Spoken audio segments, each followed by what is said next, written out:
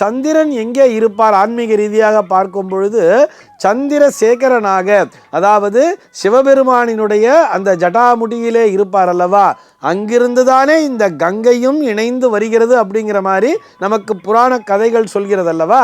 அப்போ அந்த கங்கா ஜலத்தில் ஸ்நானம் பண்ணும் பொழுது அந்த கங்கை சிவபெருமானினுடைய தலையிலிருந்து வருவதால் அந்த கங்கை என்பது மிகவும் புனிதம் பெறுகிறது. இது போக அங்கே கூட சந்திரன் என்பவரும் இருக்கிறார் தானே, அந்த சந்திரன் தான் இந்த ஓஷதீனாம் அதிபதின்னு சொல்றார். ஓஷதின்னு சொன்னா மருந்து, இந்த மருந்துகளுக்கெல்லாம் அதிபதி இந்த சந்திரன் தான்.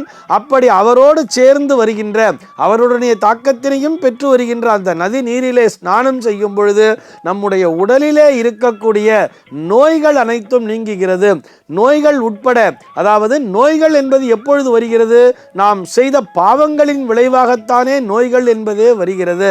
எப்படி வேதம் சொல்றது அப்படின்னு சொல்லி பார்த்தோம்னா, அதாவது நோய்கள் என்பது பூர்வ ஜென்மத்தினுடைய ஒரு தொடர்ச்சி, பூர்வ ஜென்ம பாபத்தினுடைய ஒரு தொடர்ச்சி அப்படின்னே சொல்றார்.